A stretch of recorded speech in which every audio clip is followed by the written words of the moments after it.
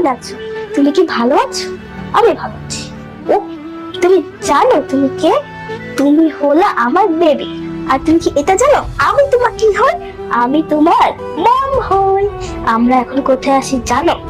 আমরা এখন হসপিটালে আসি। কিছুক্ষণ পর যাবো না? আচ্ছা যাই হোক, আমরা বাড়ি যাবো জানো। বাসে যাওয়ার পরে বাসে আমার বর আছে, যে তোমার বাবা হয়। তারপর আমার শ্বশুর শাশুড়ি আছে, যারা তোমার দাদা দাদি হয়। তারা সবাই তোমাকে খুব আদর করবে জানো, তোমাকে কোলে নিবে। দেখো দেখো, কারা আসছে? তোমার দাদা দাদি আসছে। বৌমা, কি করছো? পুতুলের সাথে খেলছো? পুতুল? কোথায় পুতুল? এটা তো আমার বেবি হয় মা। এই তো বেবি, দেখো কে আসছে। তোমার দাদা দাদু আসছে।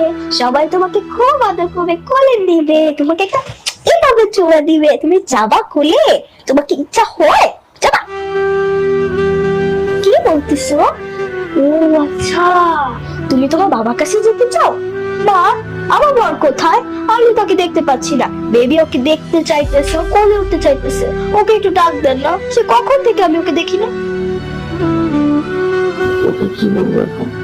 শোনো, বৌমার এই অবস্থায় আশিকের অ্যাক্সিডেন্টের কথা বলা যাবে না।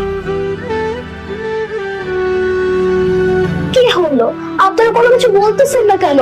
তাড়াতাড়ি ওকে ডাক্তার না, বেবি ওকে দেখতে চাইতেছে। পরে যদি আবার কান্নাকাটি শুরু করে দেয়? বৌমা, ও তো নাই, আশিক নাই। নেই? কোথায় গেছে? ওকে বলো না, আমার বেবি ওকে দেখতে চাইতেছে, ওর সাথে খেলাধুলা করতে চাইতেছে।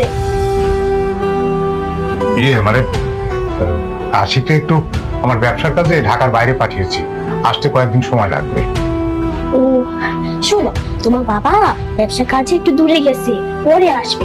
এসে তোমাকে কোলে নিবে আর তোমাকে আদর করবে, তোমার সাথে খেলাধুলা করবে, ঠিক আছে?